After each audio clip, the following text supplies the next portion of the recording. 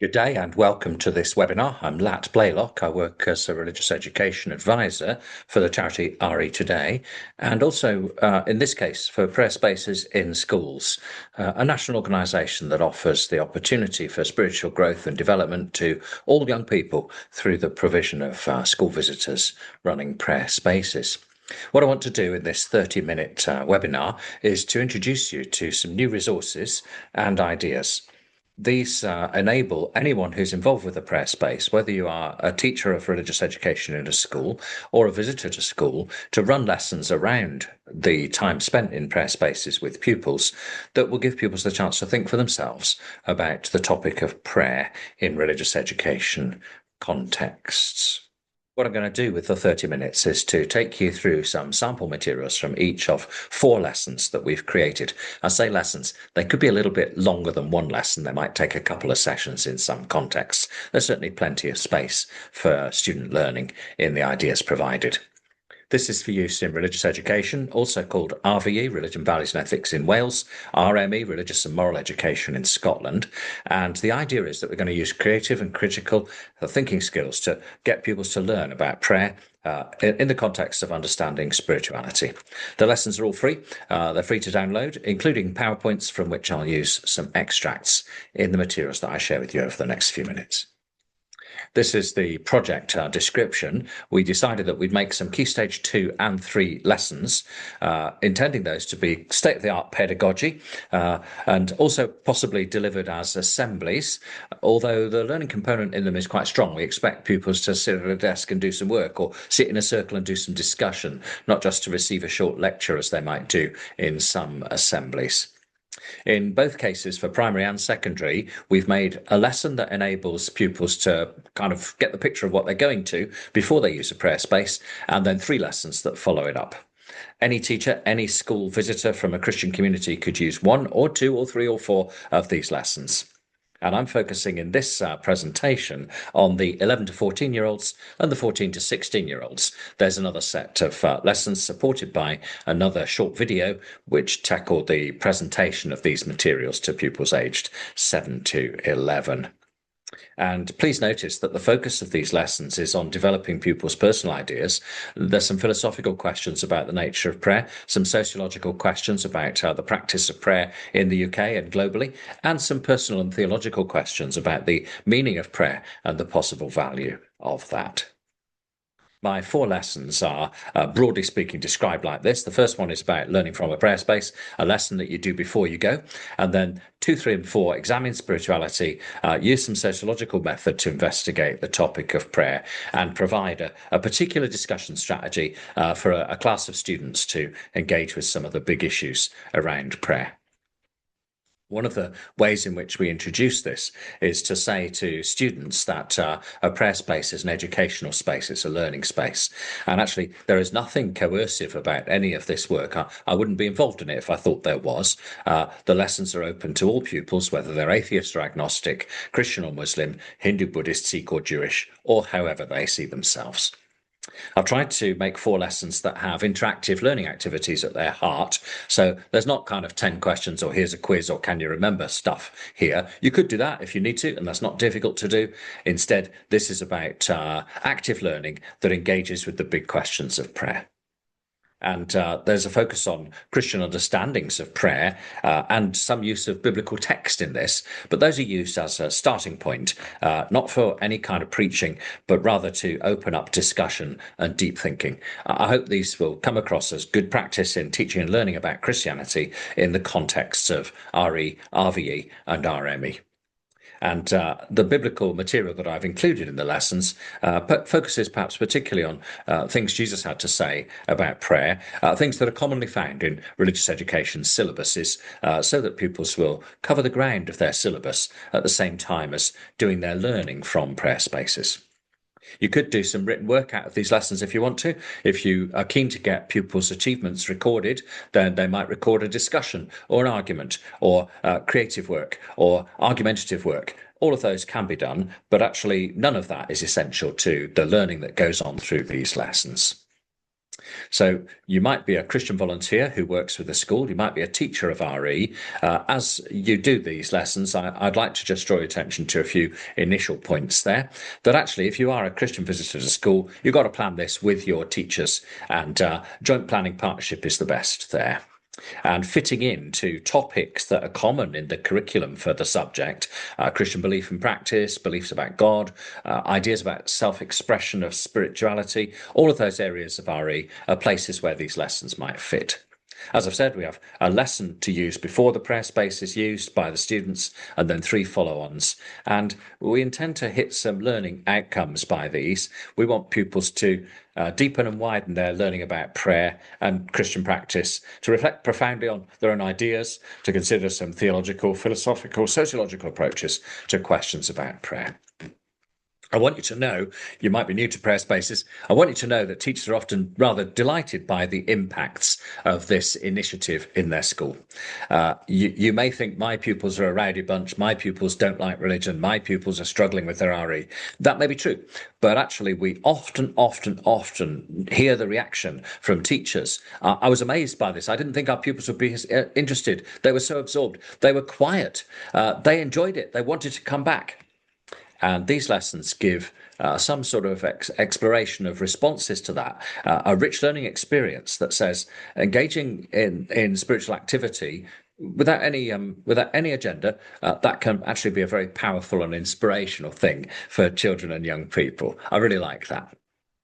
The webinar picks up, first of all, the lesson that prepares pupils for a visit to a prayer space. And of course, all prayer spaces are different. They depend on local initiative. A prayer space might host 6 or 7 different stations, learning activities, opportunities for reflection, those kind of things. But actually, 6 or 7 chosen from a very wide range, maybe hundreds of such activities that the charity prayer spaces in schools has developed and tried and used successfully over the years. And lesson 1, actually comparing the visions of prayer that other teenagers express, is at the heart of that. The lesson actually starts with some quotations from young people about prayer and what it means to them. But actually, we then asked young people to say, would you give us a bit about prayer in a work of art? I want to show you some of the things that came out of that. And this is responding to the question that prayer is very broadly defined by the Prayer Spaces in Schools movement. So what is prayer? Not just hands together and eyes closed, not just liturgical prayer, not just extempore prayer either. What do people pray about? Sometimes their problems, wishes, hopes, fears, loves, cares for the whole human race. So we asked some pupils to create an image that said something about their own understanding of prayer. And I want to show you 1 or 2 of these that are built in to the lesson set that we've presented. What we do here is just show these to pupils and invite them to see, well, do I agree or disagree with that? What do I think of the way that's been expressed? What questions does that raise for me? What do I want to say about it? So this prayer bubble here by a 14-year-old student says, I made it on the iPad, and it's the bubble you get into when you pray. Prayer can make you feel protected. The picture shows a small boy praying in a war zone who feels protected when he prays. Does God hear? That's a question that faith can answer positively and doubt wonders about. I'm really impressed with the 14-year-old lad who can create that and express themselves like that, raising the important questions of the psychological impact of prayer, but also questions about whether God hears and answers prayer. Would you look at this next one? A remarkable piece of work from one of our students. I wish I could draw like this. And just spend a moment there looking at what's going on. We've got all that flame in the bottom right-hand corner and an anguished face calling for an answer. But on the left-hand side, some statements there which are perhaps a little bit more open to the possibility of the positive impact of prayer. This is by 16-year-old Jake. It says it's called agnostic. And it is about someone who doesn't know whether they believe, battling the duality of atheist and Christian. That an atheistic view on the right contains the lyrics of some of my favourite bands arguing if there's a God and does he care. And the corruption of the devil, reaching for salvation, could be false. I used to pray every day, wishing for a better way. When nothing changed, I lost my faith, praying for a better day. That's from the band Suicide Silence, as I needed to be told. then the right page is about loss of faith. Maybe God isn't listening.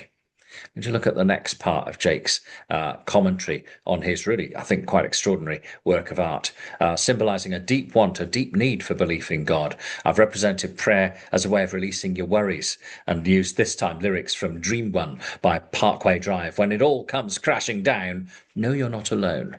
I tried to show support from God. The lyrics deliberately put the light as it was in the purest part of the page. And then in the grey areas, I've put more agnostic lyrics. If I was perfect, this would be easy. Either road is plausible, or both. On both, I could drown.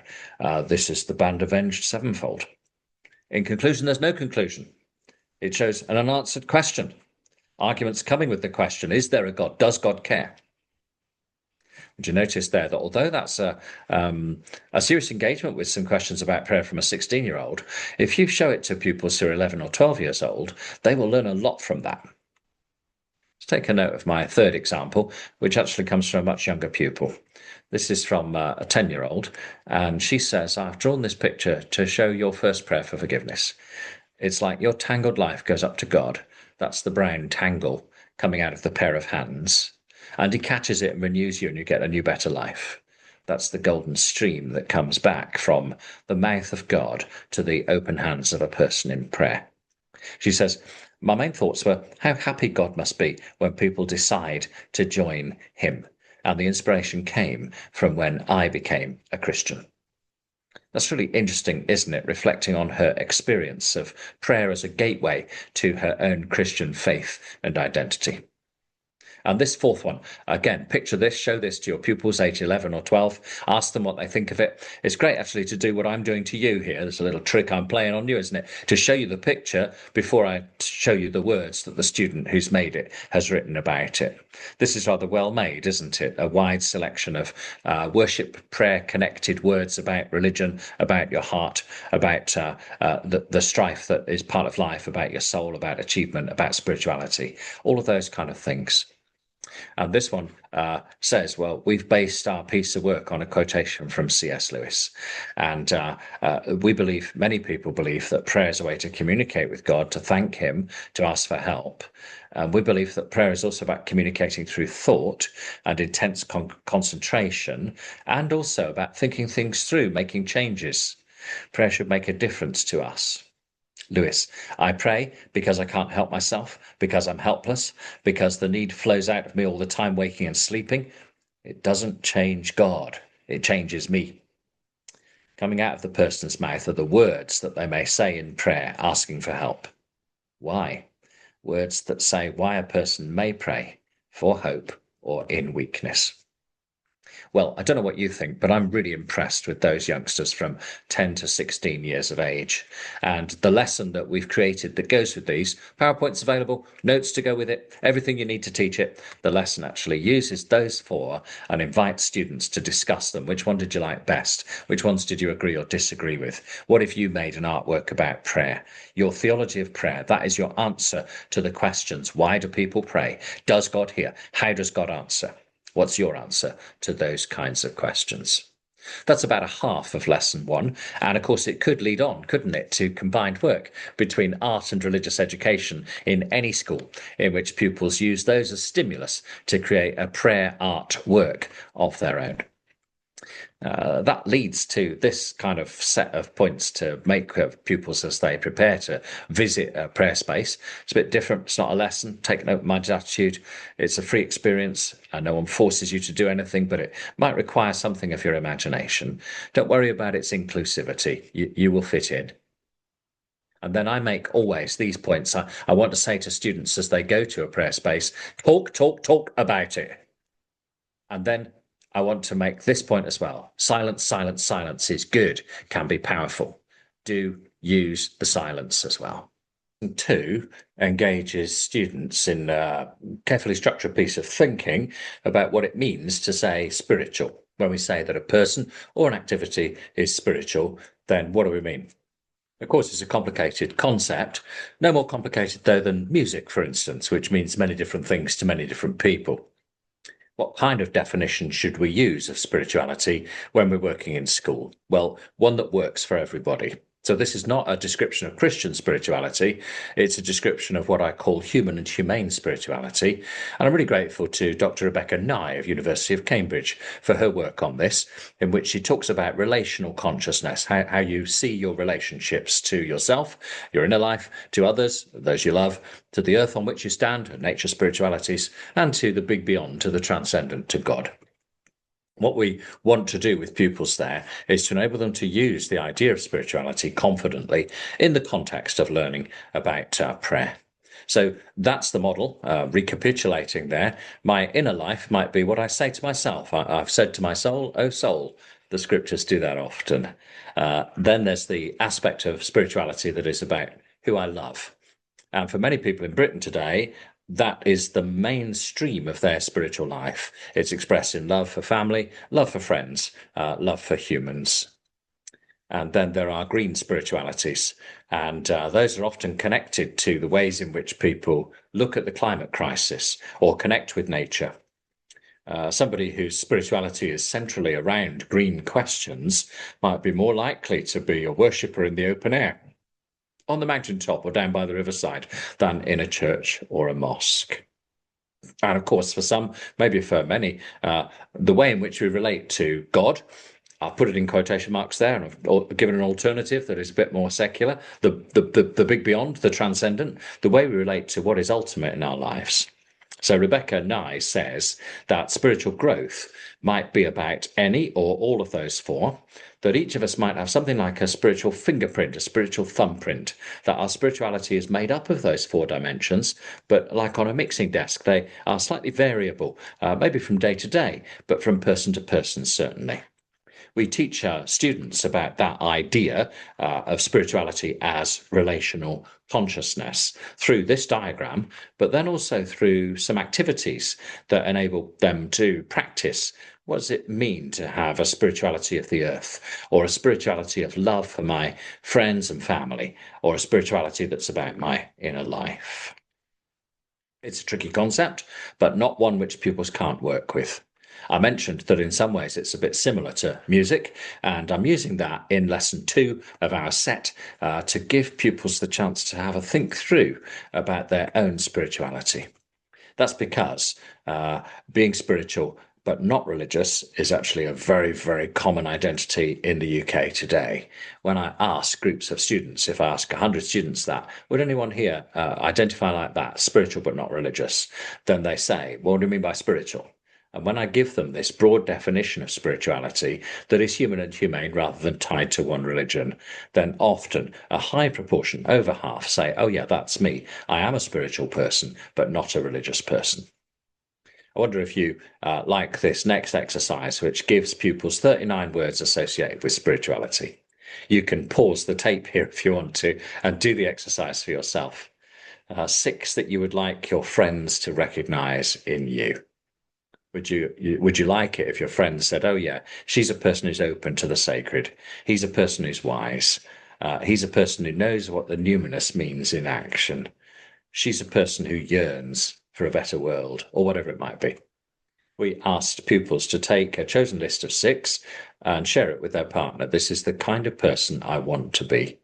And notice there that some of those are particularly related to inner life, spirituality of the self, some to loving relationships, some to the earth, and some to God.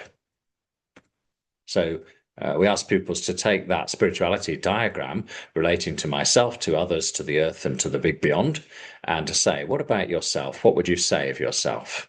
Here's just one example.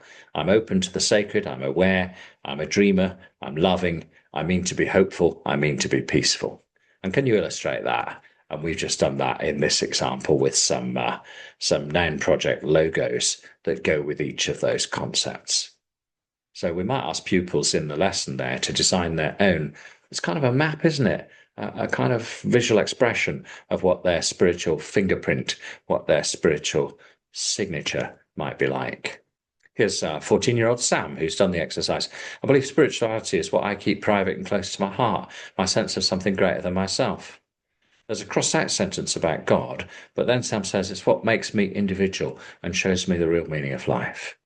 I don't believe in God, but I believe that there is an existential being that overlooks us. whether it be the souls of loved ones that have passed or something different. I believe I am a very spiritual person, especially when I'm in environments that I feel alive in. I wonder, do you want your 14-year-olds to think about that and be able to express themselves as Sam has done? I think he's made a good job of that. A second activity that's in this lesson, and as I say, the lessons, they could be, you could do some of this work in 40 minutes. For some of it, you need an hour. It might be better to take 2 lessons of 40 minutes to cover the whole of the ground. But this next part of the lesson notices that spirituality is often expressed through the music that we choose and love. So I've asked students to say, if you had a Spotify playlist that said spiritual was its title, what would be the first 5 tracks that you would put on that? And I've warned them against doing too much of the teenage obsession of love me, hug me, squeeze me, because spirituality is about the whole of life. So if you get pupils to do that, there's a writing frame to help as part of the package for this. And we get pupils to share their list with a group of 4 friends. And that's the starting point chart for that. Okay, 5 songs on spiritual Spotify. In fact, again, if you want to, as a watcher of this presentation, pause the tape and just do it for yourself. What do you want? Beethoven, Beatles, Elvis Costello, Britney? I don't know. Different for everybody. But we all have them. Songs that move us, pieces of music that are spiritual for us. I've got 3 examples for you here. They're not complete, and I've got dozens and dozens of these. No 2 the same, and they're just all really interesting. This one starts with Angle by Shaggy, a song that makes me happy because of the upbeat anthem and the sound. And then Changes by Tupac. That really moves me as he talks about reality and the reasons of life and racism. I got love for my brothers, but we could never go nowhere unless we have each other.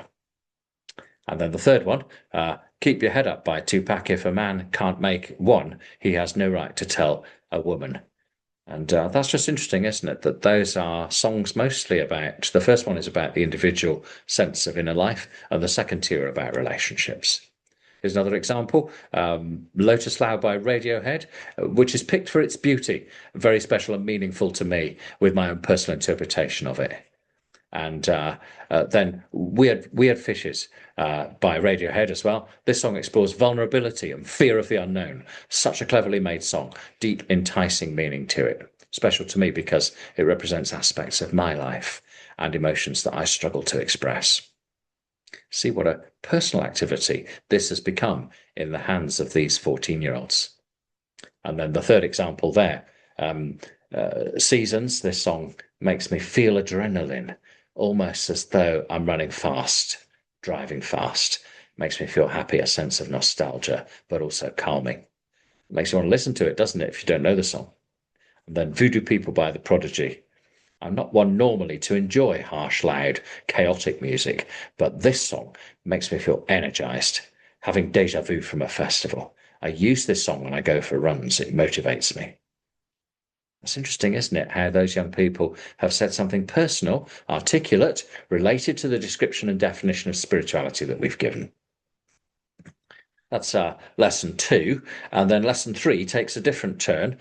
This one takes some sociological research and data about prayer and invites students to engage with that for themselves as interpreters. Of course, that reflects a bit of a turn in religious education just at the moment to use different ways of knowing, as Ofsted call them, the inspectors say, different disciplines for study. That would be a different kind of way of looking at it, but using social studies, social science disciplines.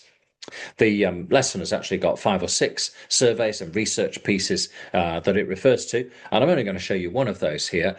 This is just a short presentation, gives you the idea, okay?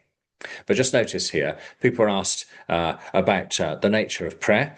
Does prayer bring peace? Can prayer change things? What do people believe about prayer having the power to heal? Does prayer actually do anything at all? Or is prayer a waste of breath, like whistling in the dark? So just notice there that I've recorded on the data sheet a little bit of the responses to that. There's much more detail in the lesson as a whole and much more for pupils to learn. But just asking the pupils to check the data first, what percentage of people say, I think prayer can bring peace? 51%. And who thinks that prayer can have healing power? 38% of people in this survey said yes to that. And then I'm asking students to share their answers to questions A, B, and C there in discussion, but I'm not asking them to be public about D. Which of these connects to your experience of the prayer space? Did it do nothing at all for you? Or did you feel changed by your engagement with the practice of prayer, meditation, reflection, spirituality? The follow-up activity to that invites pupils to just respond for themselves with, first of all, a number and then a sentence, a commentary. Prayer is a waste of breath. It's pointless. 1 if you agree strongly with that. 6 if you disagree strongly. This activity, of course, is a great setup for class discussion. So if pupils take a sheet like this and fill in their numbers to begin with, then they can stand and meet 6 different partners or 12 different partners. Say, what did you put for the first point? What did you put for the second one? What did you put for the one about, I think the biggest difference prayer makes is to me helping me accept life as it is, be calm, have trust, live with love. If you gave it a 1 or a 6, then they share that in conversation. And of course, that leads to a why conversation, doesn't it? In which your young people can articulate some of their own understandings of the reasons for the opinions that they take about prayer. And then that might lead to a high quality piece of writing. They'll need a bigger space than I've given on this writing frame, but that would be fine. I've used some artwork again by 2 students to get the exploration of these topics at a deeper emotional and spiritual level. 14-year-old Jenny, just look at her work. Beautifully made, actually, isn't it? And I don't know if you can read them all, but from the Psalms particularly and from other Christian scripture, she has quoted the teachings and ideas, the emotions and feelings that go with prayer from Christian scripture. My artwork uses Bible text. Don't be anxious about anything. Pray. God will give you peace. The young person in the center is surrounded by flame shapes symbolizing the Spirit of God. When she prays, good energy is released and flows into her life. I believe, says Jenny, I believe prayer is an invisible but powerful force on earth. Would you just compare that one, please, with what Morale has created? He's 14. He came to this country as a migrant from Iran, and he reflects on the earthquake at Bam many years ago now, but which meant something in his own family's life. He says, my grandmother loved figs, and I've put a fig tree picture in the middle because there's figs growing out of it. And in my family, it's considered a small miracle that this tree grew out of the wall of her garden when she died. It's seen as an act of God, something that shows that God remembers us. But, says Morale, I wanted to contradict that because the pictures around it all come from the Bam earthquake. And where is God for the people whose lives were destroyed or damaged by that earthquake, that natural disaster, that appalling suffering? Morale says, my work of art's a contradiction. If God does small miracles, like making a fig tree grow in my grandma's garden, how come he doesn't do big miracles? How come God does not exist for innocent, suffering people? I put those 2 together precisely because one of them is like a 15-year-old statement of faith and the other a 14-year-old statement of doubt. And I think that it's good that prayer spaces in schools invite that kind of open questioning, that kind of intellectual engagement in philosophical reasoning, in spiritual reflection for all pupils. So the lesson asks, which of the 2 artworks did you like? Which one says something that you agree with? What would you like to ask the artists, Jenny and Morale? And what if you made a work of art to go with that? Maybe sketch it out. But you just notice there that those 3 lessons have covered quite a bit of ground that's in the syllabuses. And lesson 4, in some ways, is a recapitulation lesson. In other ways, it's a kind of, you could use this at any time in a cycle of work about prayer. It's a kind of real focus on oracy. And I do call it speed dating. You'll think about whether you want to call it that to pupils. Call it wheels within wheels if you would rather. What you need is a circle of chairs facing outwards for half of your students, and then a circle of chairs facing inwards for the other half. So 30 in the class, 15 inside circle chairs and 15 outside circle chairs. So 2 people can sit down facing each other there. And you give a prompt to a pair of pupils sitting opposite each other, say to them, right, would you discuss that just for a minute or just for 90 seconds? And then when you blow the whistle, the time's up, they move round one. The outside circle can move, and if they move, they'll get a new partner. And then they see a new prompt, and they have the chance to discuss that with a new partner. So my example of this comes from a pupil conference I ran where there were about 80 pupils and we had 40 circle chairs on the inside circle and about 40 on the outside as well. The activity works incredibly well because it enables pupils to have discussions with those in their class who they don't usually choose to talk to. And it's not too threatening because even if you're sat opposite someone you don't really want to talk to, well, you're going to move on after 90 seconds, so it'll be okay. I've used a number of prompts in the lesson outline. Here, I'll just share 3 of them with you. But this one asks pupils to read and consider this. Prayer basically doesn't work. Either God is not listening and does not exist, or God is not persuaded to do anything because we ask it. I don't believe in prayer. So just imagine Adam and Sophie sitting opposite each other there and picking that idea apart for 90 seconds. Sometimes at the end of the 90 seconds, if it's a conference like this, I'll go around with a microphone and say, Adam, what did Sophie say? Sophie, what did Adam think? Because that gives pupils the chance to put into words a viewpoint that isn't necessarily their own. Letter B says, prayer is not magic, but it is spiritual practice with some power. You can use prayer to make a difference. I do believe it is not a waste of time and effort. These quotations are deliberately quite dense. They make 2 or 3 small points in the same field. That gives people something to talk about. People might agree with the first bit and not with the middle bit, or not at all with the third bit. And that's okay. Once again, when pupils are faced with a new partner, then they begin by reading that out, and then they'll need to just talk about what the words mean. And that's really good that pupils discuss definitions. It depends what you mean, doesn't it, by spirituality? It depends what you mean by waste of effort. My third one here says, the main point of prayer is not to get God to do what you want. It's to find out what God wants you to do and then get the strength and love in your heart to try and do it. Of course, that's a particular Christian vision of prayer that rejects shopping list praying, that rejects prayer as petitionary selfishness. And that's something that many pupils are quite alert to. They say, oh, if I was God, I wouldn't give a yes to loads of the prayers that people pray because they're basically just greedy or they're basically just selfish. And this vision of prayer comes from Christian scripture and indeed Jewish scripture in the Psalms particularly as well, suggesting that what changes because of prayer, the person is doing the praying. Call that, as I say, spiritual wheels within wheels. Call it spiritual speed dating if you dare. What it does is give pupils the opportunity to chew over some of the big meaty issues with other members of their class in a structured discussion. I really recommend it to you. It takes a few minutes just to organise a classroom like that, but I found it so worthwhile every time I do it. A way of making a vigorous, vibrant, enthusiastic discussion basis for a whole lesson of quality religious education or a C. So, coming to a close here, what have you got? How can you use it? I've written you 4 flexible lesson plans. There's a PowerPoint and a kind of notepad that goes with each one that has resources, printables, capture sheets, thought sheets, discussion outlines, those kind of things on it. All adaptable. You could use any of the 4 lessons with 11-year-olds. You could use any of the 4 lessons with 16-year-olds. You might want to tweak them a bit if you've got a more able or a more struggling group. You've got learning methods that do not involve just watch a PowerPoint or sit with a worksheet.